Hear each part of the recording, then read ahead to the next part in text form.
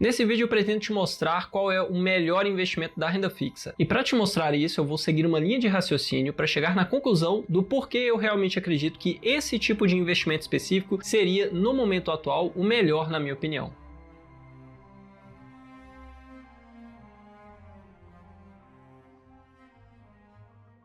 Fala, seus ricos! Bom, e se você está me vendo aqui pela primeira vez, meu nome é Marco Antônio e você está no canal que te deixa cada dia mais rico. E antes de eu dar sequência no conteúdo do vídeo, já deixa aquele gostei aqui embaixo, se inscreve no canal e ative as notificações. Mas para você que ainda não me conhece, caiu de paraquedas nesse vídeo, não sabe o que eu vou entregar de conteúdo aqui, espera ter alguma coisa nesse vídeo fazer sentido para você, e aí sim você considera deixar o seu gostei, porque isso me ajuda a continuar com o meu trabalho. E primeiro comenta aqui embaixo onde você tem investido recentemente, se é em CDB, se é em LCI, LCA, se é em outra classe de investimentos.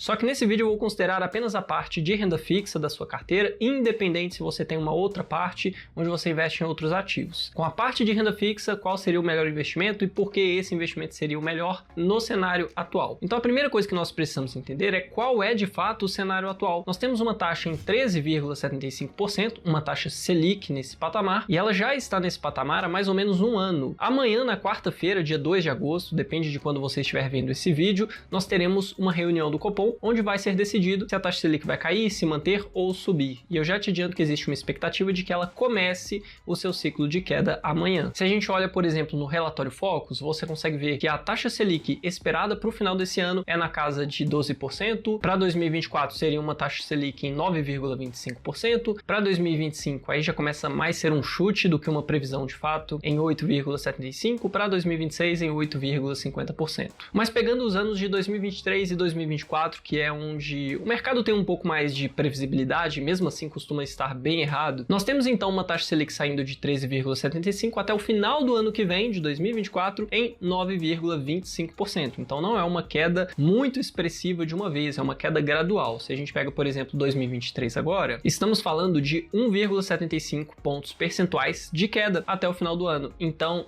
de agora, agosto, até finalzinho de dezembro, nós teríamos que ter uma queda na taxa de juros em 1,75% para a taxa Selic chegar nas expectativas do mercado. E quantas reuniões do Copom nós ainda teremos esse ano? Porque é na reunião do Copom que é decidido se a taxa Selic vai cair, se manter ou subir. Nós teremos 4 reuniões. Uma acontece agora em agosto, outra em setembro, outra em novembro e outra em dezembro. Então, em 4 reuniões nós temos que ter uma queda somado de 1,75%. Claro que essas expectativas podem ser revisadas semanalmente. Pode ser que no próximo relatório Focus a taxa Selic esperada para o final do ano seja menor, seja maior, então isso varia ao longo do tempo. Mas com as expectativas atuais, vamos imaginar que agora em agosto nós teríamos uma taxa Selic saindo de 13,75 para 13,50, ou seja, 0,25 pontos percentuais de queda. Em setembro ela saía de 13,50 para 13%. Em novembro ela saía de 13% para 12,50. E em dezembro, na última reunião do ano, ela saísse de 12,50 para 12%. Pronto, dessa forma já atingiria as expectativas, e veja que as quedas foram inicialmente de 0,25 pontos percentuais e depois de 0,50. Não teve nenhuma queda expressiva na taxa de juros, diferente de várias pessoas que projetam quedas de 1% em uma única reunião, coisa que eu acho difícil com as expectativas atuais. Mas não necessariamente essa queda tenha que ser gradual, pode ser que ela aconteça de uma vez e se mantenha em 12%. Só que é mais provável que seja gradual, porque o Banco Central não gosta de simplesmente fazer um movimento muito grande na economia de uma vez, a menos que seja necessário para conter uma inflação muito grande ou coisas nesse sentido. E olhando, por exemplo, a curva de juros futuros, que é basicamente a curva de pré-fixados que eu peguei aqui, você consegue ver que a gente tem uma queda bem acentuada na taxa de juros nos próximos anos. Esse ponto máximo da curva chega na taxa de 10,19% mais ou menos. Então seria uma queda nas expectativas de rentabilidade, né, na taxa de juros futuros de pré-fixados, saindo de 13 e alguma coisa, que é o que está atualmente, para o patamar de 10,19%. E quais são as implicações para isso, né? Basicamente, você tem as taxas de juros futuros como sendo as taxas de rentabilidade dos investimentos. Se a expectativa é de que lá na frente nós tenhamos uma taxa de juros bem menor, naturalmente os investimentos vão cair agora. Por esse motivo, você não vê taxas muito interessantes em títulos pré-fixados nesse momento. Você vê taxas de 10%, 10,5%, talvez de 11% em pré-fixados. Isso eu estou falando nos títulos do Tesouro Direto. Claro que se você for em outras instituições operações, pode ser que você encontre taxas de CDB melhores, só que aí ainda incide o imposto de renda. A taxa líquida, no fim das contas, fica nessa faixa de 10%, 10,5%, alguma coisa nesse sentido. Tanto que se você olha nas taxas do Tesouro Direto nesse momento, estão em 10,11% para o Tesouro Pré-fixado 2026, 10,64% para o Tesouro Pré-fixado 2029 e o Tesouro Pré-fixado com juros semestrais para 2033 está em 10,80%. Então, naturalmente, os títulos pré-fixados estão prometendo um rendimento bem menor, e bem menor, inclusive, do que eu acho justo, de fato. Outro investimento que eu não acho que seja muito interessante nesse momento são os títulos IPCA+, porque se você olha nas taxas do Tesouro Direto, né, tá pagando aí Tesouro IPCA+ 2032, com juros semestrais, IPCA mais 5,15%, Tesouro IPCA mais 2040, que é um mais distante ainda, IPCA mais 5,31%, Tesouro IPCA com juros semestrais 2055, mais distante ainda, que tende a pagar juros maiores, 5,40%. Então os mais distantes não estão pagando taxas muito elevadas, quem dirá os de prazo mais curto. E olhando para o IPCA recente, para você que não sabe, né, o IPCA é basicamente uma cesta de consumo de famílias que ganham de 1 a 40 salários mínimos, é medido pelo IBGE e tem como objetivo principal medir o aumento nos preços dessa cesta de consumo para essas famílias. É basicamente a inflação oficial do Brasil. Você teve em janeiro uma inflação em 0,53, bem elevada. Em fevereiro, 0,84, março, 0,71, abril, 0,61, e até aí foi uma inflação relativamente elevada, os títulos acabavam pagando bastante. Agora, em maio, você teve uma inflação de 0,23%, em junho, menos 0,08%, né? Um mês de inflação negativa. Não chega a ser uma deflação, porque deflação seria no período inteiro de 12 meses. E em julho nós tivemos também, né, o IPCA 15, que é basicamente uma prévia da inflação, mostrando uma inflação muito baixa. Então eu particularmente não acho que seja interessante aumentar a parcela, né, aumentar a exposição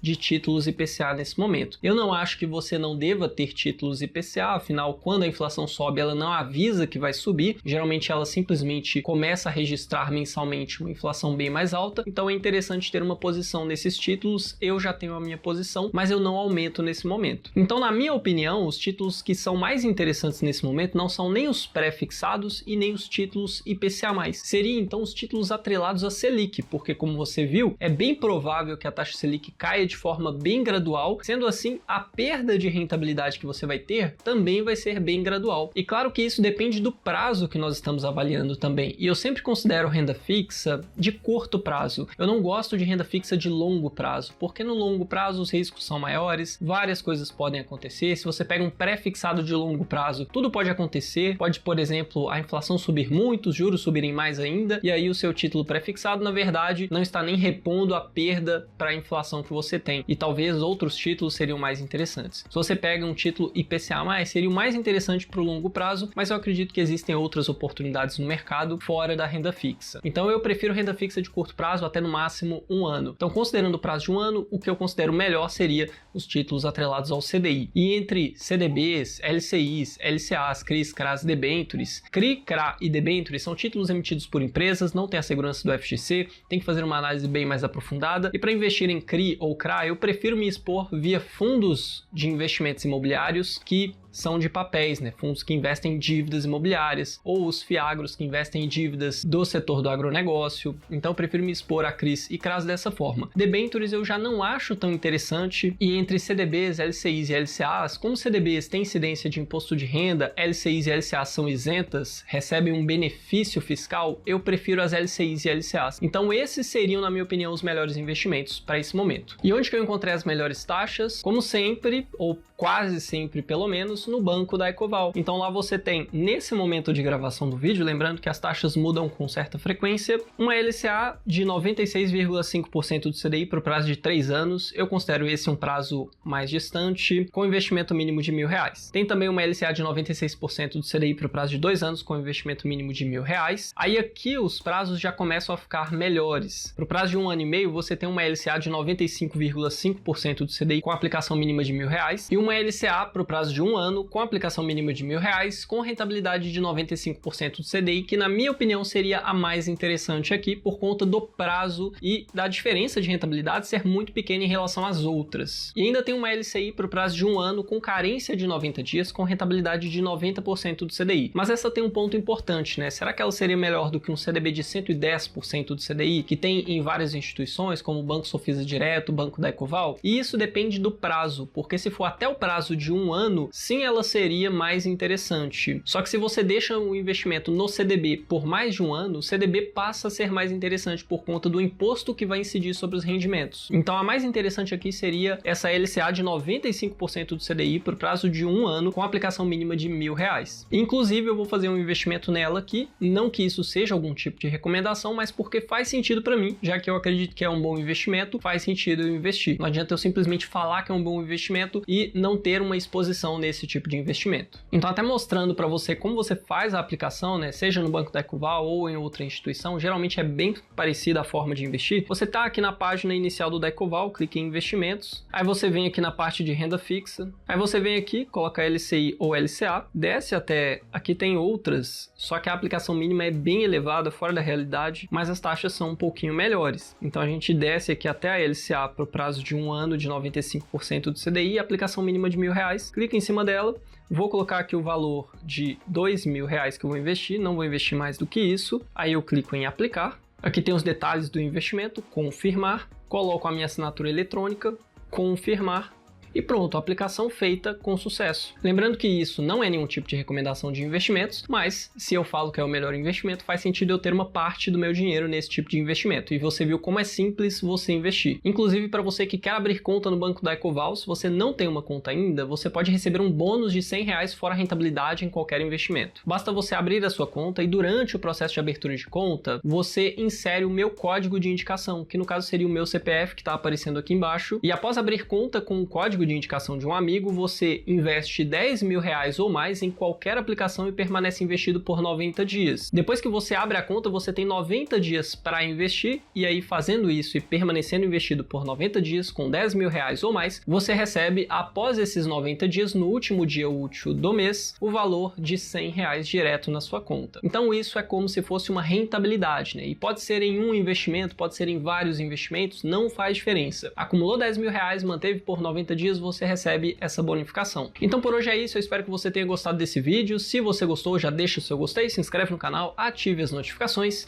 e nos vemos no próximo vídeo.